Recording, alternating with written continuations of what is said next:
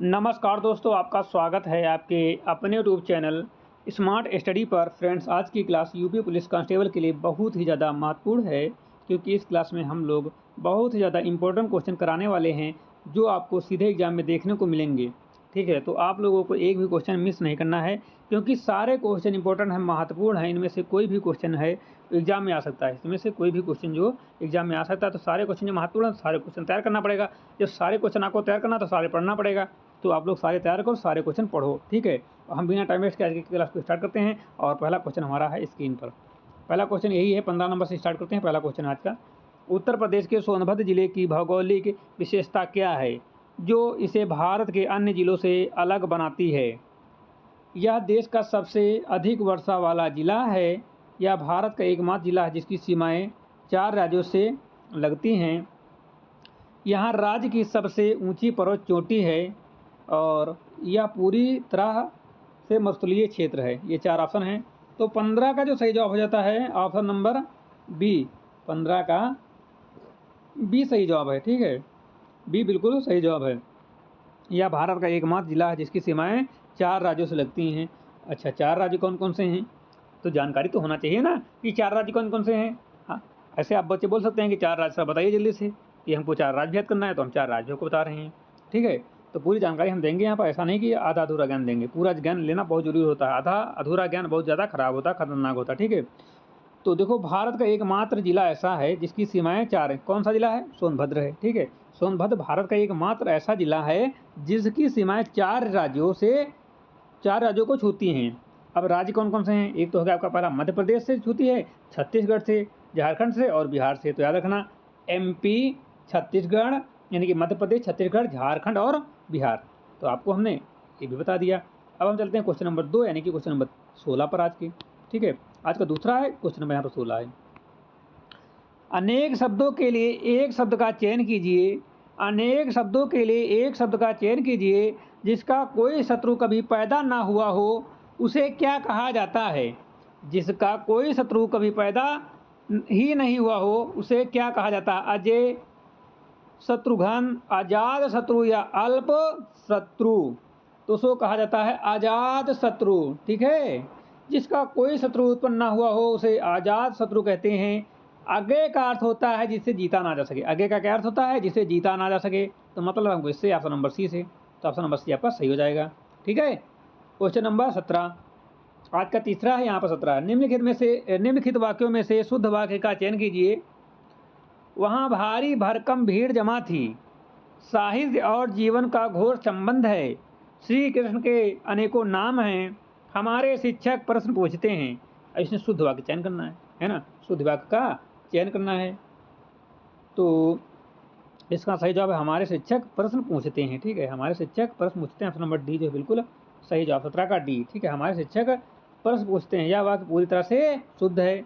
अच्छा, option A में जो है भारी और भरकम एक साथ गलत होते हैं, एक साथ नहीं प्रयोग किए जाते हैं। और ऑप्शन नंबर बी में जो है घोर की जगह कनिष्ठ होगा, घोर की जगह क्या होगा?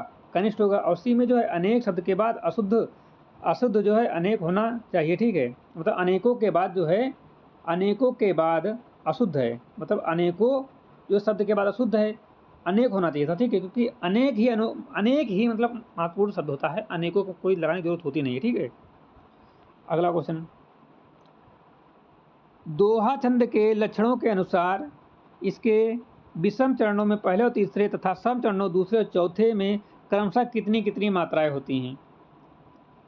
तो पहले और तीसरे में 13 13, पहले और तीसरे में 13 13, और दूसरे और चौथे में 11 11 मात्राएं होती है। तो इस प्रकार से होता है। ठीक है, इस प्रकार से होता है। ठीक है, बी सही है ना, 18 का बी बिल्कुल सही जवाब है। 19 नंबर, निम्नलिखित पंक्तियों में कौन सा छंद है? निम्नलिखित पंक्तियों में से कौन सा छंद है? मूक होई वाचाल पंगु ढड़ई गिरवर गहन, और जासु कृपा सो दयालु द्रऊ सकल कलि मल दहन। तो इसका सी से जब होता सोरठा है। क्या है? सोरठा है। अच्छा, सोरठा चंद होता क्या है? सोरठा चंद जिसके विषम चरणों में विषम चरणों में 11-11 मात्रा होती हैं या दोहा का उल्टा होता है। अच्छा, विषम चरण कौन कौन से हो गए? पहला और तीसरा, ठीक है। रोला छंद के संदर्भ में निम्नलिखित में से कौन सा कथन पूर्णतया सत्य है? यह एक अर्ध सममात्रिक छंद है जिसके प्रत्येक चरण में 11 मात्राएं होती हैं। यह एक सममात्रिक छंद है जिसके प्रत्येक चरण में 24 मात्राएं होती हैं और 11 व 13 प्रयति होती है, और इसके विषम चरणों में 13 और सम चरणों में 11 मात्राएं होती हैं। यह मात्रिक छंद न होकर एक वर्णिक छंद है। तो 20 का जो सही जवाब हो जाता है, 20 का अपना 20 नंबर का सही है बी नंबर। यह एक सममात्रिक छंद है जिसके प्रत्येक चरण में 24 मात्राएं होती हैं, 11 और 13 प्रयति होती है, ठीक है। अगला क्वेश्चन है, काव्य शास्त्र के अनुसार रौद्र रस का स्थायी भाव निम्नलिखित में से कौन सा होता है? काव्य शास्त्र के अनुसार रौद्र रस का स्थायी भाव निम्नलिखित में से कौन सा होता है? उत्साह, क्रोध, भय और जुगुप्सा। तो 21 का सही जवाब है बी, क्रोध। 22 नंबर है, विस्मय या आश्चर्य किस रस का स्थायी भाव माना जाता है जो किसी अलौकिक दृश्य को देखकर उत्पन्न होता है? भयानक रस, शांत रस, अद्भुत रस, विभत रस। तो 22 का सही जवाब हो जाता है ऑप्शन नंबर सी, अद्भुत रस। अद्भुत रस सी सही जवाब है, ठीक है, सी सही जवाब है। 23 नंबर, तरिन तनुजा तट तमाल तरवर बहुछाय। इस प्रसिद्ध काव्य पंक्ति में कौन सा अलंकार प्रयुक्त हुआ है? यमक अलंकार, अनुप्रास अलंकार, रूपक अलंकार, उपमा अलंकार। तो 23 का सही जवाब है बी, अनुप्रास अलंकार। 24 नंबर, कनक कनक ते 100 गुनी मादकता अधिकाय, उई खाए बौराए, जग इह पाए बौराए में कौन सा अलंकार है? ठीक है, कनक तनक ते 100 गुने मादकता अधिकाय, उई खाए बौराए और जग इह पाए बौराए में कौन सा अलंकार है? शेष अलंकार, रूपक अलंकार, उपमा अलंकार या यमक अलंकार। तो 24 का सही जवाब हो जाता है डी, यमक अलंकार है। कौन सा है? यमक अलंकार। यह कनक शब्द 2 बार आया है, पहले कनक अर्थ होता धतूरा और दूसरे का अर्थ होता सोना, अतः यहाँ पर यमक अलंकार होगा, ठीक है। अगला क्वेश्चन, चरण कमल बंदो हरिराई, चरण कमल बंदो हरिराई इस पंक्ति में उपमेय का उपमान का अभेद आरोप होने के कारण कौन सा अलंकार है? उपमा अलंकार, रूपक अलंकार, उत्प्रेक्षा अलंकार, अतिशयोक्ति अलंकार। तो 25 का सही जवाब हो जाता है, 25 का सही जवाब हो जाता है बी, रूपक अलंकार, ठीक है, रूपक अलंकार। देखो यहाँ चरणों को, देखो यहाँ पर क्या है, चरणों को सीधे कमल रूप मान लिया गया। क्या मान लिया गया है? कमल रूप मान लिया गया है, कोई तुलनात्मक शब्द नहीं है, ठीक है, इसलिए रूपक अलंकार हो गया। 26 नंबर है, तत्सम और तद्भव शब्दों का कौन सा युग्म व्याकरणिक रूप से अशुद्ध या गलत है? तत्सम और तद्भव शब्दों का कौन सा युग्म व्याकरणीकरण रूप से अशुद्ध या गलत है? अग्नि, आग, दधि, दूध, घोटक, घोड़ा, हस्त या हाथ। तो 26 का सही जवाब हो जाता है, 26 का सही जवाब हो जाता है बी, दधि, दूध, ठीक है, दधि, दूध। यह युग्म अशुद्ध है क्योंकि दधि का तद्भव दही होता है, दूध शब्द का तत्सम दूध होता है। क्या होता है? दुग्ध होता है। 27, कपूर शब्द का मूल संस्कृत यानी कि तत्सम रूप निम्नलिखित में से क्या है? कपूर जो है ये तद्भव है, इसका तत्सम क्या होगा? कर्पूर, कपूर, कर्पूर, कुपूर। तो ऑप्शन ये वाला सही लग रहा है, ठीक है, 27 का ये सही लग रहा है। कर्पूर जो है तद्भव शब्द है, इसका शुद्ध संस्कृत तत्सम रूप जो होता है कर्पूर होता है, ठीक है।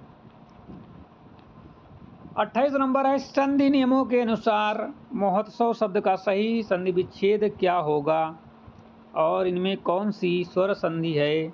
महा प्लस उत्सव यानी कि वृद्धि संधि, महा प्लस उत्सव गुण संधि, महो प्लस उत्सव आयात संधि या महा प्लस उत्सव दीर्घ संधि, ठीक है। तो संधि का नाम भी पूछ रहा है और संधि विच्छेद भी पूछ रहा है, ठीक है। तो महत्वपूर्ण क्वेश्चन है एग्जाम के लेवल से, तो इसको तो आप लोगों को आना ही चाहिए। यहाँ पर महा प्लस उत्सव सही है और गुण संधि है, ठीक है, क्या है? गुण संधि है। अगला क्वेश्चन, इत्यादि, इति प्लस आदि शब्द में निम्नलिखित में से कौन सी स्वर संधि कार्य कर रही है? इत्यादि इति प्लस आदि शब्द में निम्नलिखित में से कौन सी स्वर संधि कार्य कर रही है? दीर्घ संधि, यण संधि, गुण संधि, वृद्धि संधि। तो 29 का जो है बी सही है, ठीक है। इति प्लस आदि इत्यादि, यहाँ ई प्लस आ मिलकर या बन रहे हैं। जब ई, छोटी ई और बड़ी ई का या हो जाता है, या ठीक है, या हो जाता है तो यह यण संधि हो जाती है। कौन सी संधि हो जाती है? यण। तो यहाँ पर कौन सा सही है? यण संधि,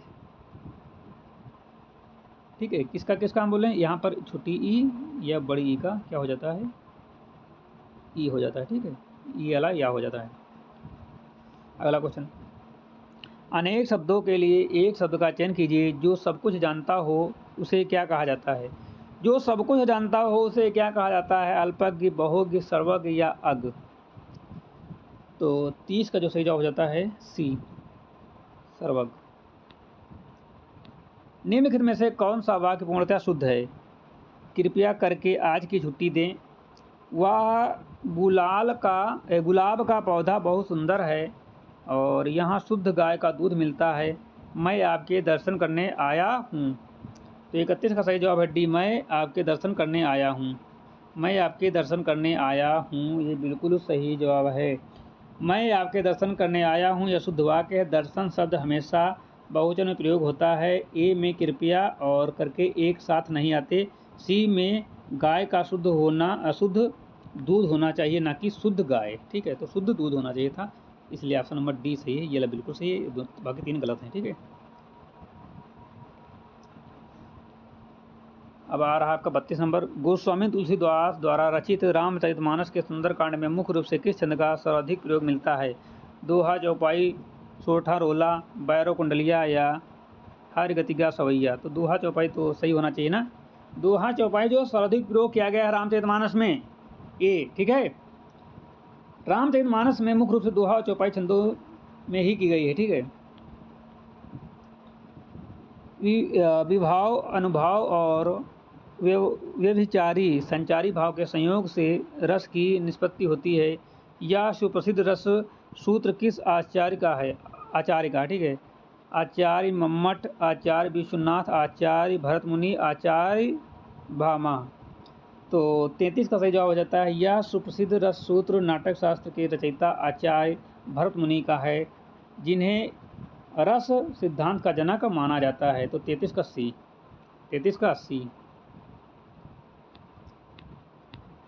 34 नंबर, पीपर पात सरिस मंडोला। यहाँ तक तुम कई बार बता चुके हैं। इस पंक्ति में मन की तुलना पीपल के पत्ते से की गई है। ये क्वेश्चन में थोड़ा एडिशनल ऐड किया गया है बच्चों को भ्रम पैदा करने के लिए। यहाँ कौन सा अलंकार है, ठीक है। ये मतलब ऐसे ही केवल नाम, काम इसका कुछ नहीं है, यहीं से काम हो जाता है, लेकिन क्वेश्चन थोड़ा बड़ा दिखाने के लिए, बच्चों को डराने के लिए यहाँ पर इतना ऐड किया गया है। तो यहाँ पर पीपर पात सरिस मंडोला, ठीक है। और यहाँ पर मन की तुलना पीपल से की गई है, सभी को पता है। यहाँ पर पीपर पात सरिस मंडोला, ये तो है पीपल पात सरिस मंडोला, तो वही यहाँ पर थोड़ा बता के दिया गया है। अलंकार पूछ रहा है, यहाँ ये भी कह के ये सब ना लिख के सीधा अलंकार पूछता तभी क्वेश्चन चल जाता, ये थोड़ा बढ़ा के पूछा गया यहाँ पर। तो यहाँ पर जो है उपमा अलंकार है, ठीक है, क्योंकि उपमे में उपमान की संभावना की जाती है, वहाँ उपमा अलंकार होता है। क्या होता है? देखो यहाँ मन के डोलने की तुलना पीपर के पत्ते से की गई है, शरीर समान है, वाचक शब्द का प्रयोग होता है, इसलिए यहाँ उपमा अलंकार है, ठीक है। उपमे में उपमान की संभावना की जाए, वहाँ क्या होता है? उपमा अलंकार होता है। अगला क्वेश्चन, पवन शब्द का सही संधि विच्छेद क्या होगा जो अयाद स्वर संधि के नियम का पालन करता है? प प्लस अन, पो प्लस अन, पा प्लस वन, पा प्लस अन। तो 35 का सही जवाब हो जाता है बी, पो प्लस अन, ठीक है। अगला क्वेश्चन, निम्नलिखित में से कौन सा शब्द तत्सम संस्कृत का मूल शब्द है? आँख, कान, अच्छी, जीभ। तो 36 का सही जवाब हो जाता है सी, अच्छी। अगला क्वेश्चन है, वाक्य शुद्ध का चयन करें। उसने एक मोतिये की माला खरीदी, इस वाक्य का शुद्ध रूप क्या होगा? मोतियों की एक उसने माला खरीदी, उसने मोतियों की एक माला खरीदी, एक मोतियों की माला उसने खरीदी, उसने एक मोती की माला खरीदी। तो उसने एक मोती की माला सही लग रहा है आपको ना? आपको सही लगना चाहिए, उसने मोतियों की एक माला खरीदी, भी बिल्कुल सही जवाब है। अनेक शब्दों के लिए एक शब्द चुनना है जो आँख के सामने ना हो या दिखे, जिसे देखा ना जा सके, उसे उस वाक्य को क्या कहते हैं? तो अप्रत्यक्ष कहेंगे, परोक्ष या प्रत्यक्ष, क्या कहेंगे, परोक्ष या अप्रत्यक्ष। नायक में नव प्लस शब्द में कौन सी संधि प्रयुक्त हुई है? तो 39 का सही जवाब हो जाता है सी, आयात संधि। अगला क्वेश्चन है, क्वेश्चन नंबर 40 है, श्रृंगार रस का स्थायी भाव क्या होता है जिसे सभी रसों का राजा रस राज कहा जाता है? रति, प्रेम, हास, शोक और निर्वेद।